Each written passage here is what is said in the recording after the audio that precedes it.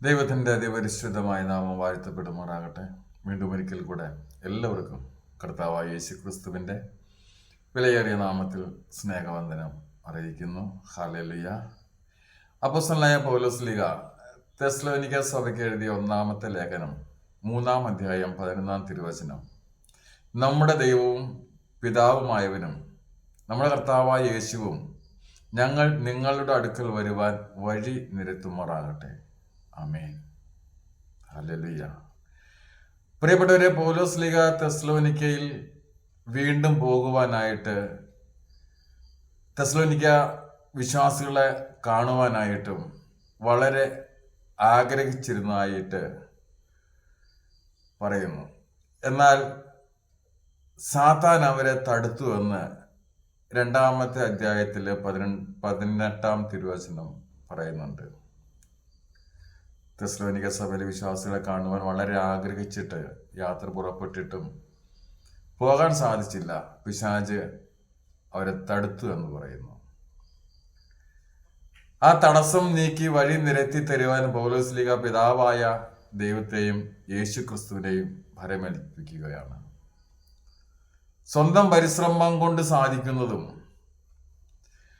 ദൈവത്തിന്റെ സഹായത്താൽ സാധിക്കുന്നതും തമ്മിൽ വളരെ വ്യത്യാസമുണ്ട്.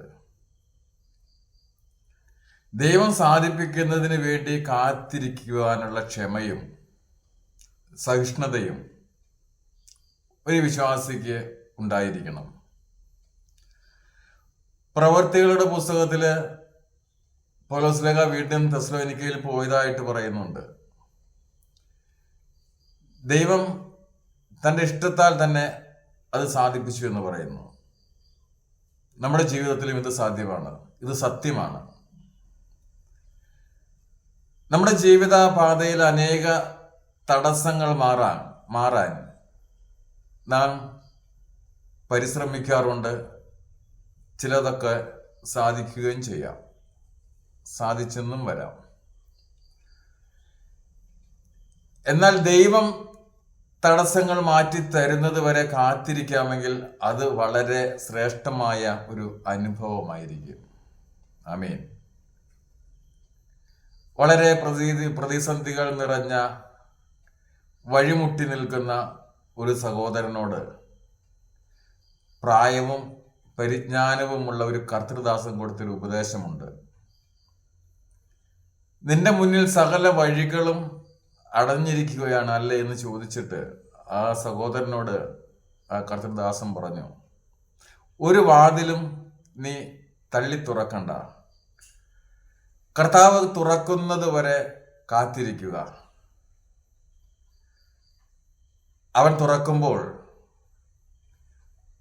അത് നിനക്ക് വേണ്ടി കർത്താവ് കാണിച്ചു തരും.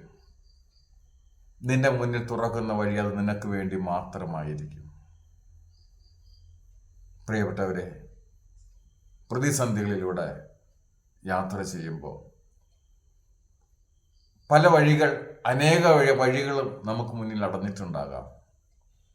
കർത്താവ് നമുക്ക് വേണ്ടി വഴി തുറക്കുന്നത് വരെയും ക്ഷമയോടെ സഹിഷ്ണുതയോടെ കാത്തിരിക്കുക.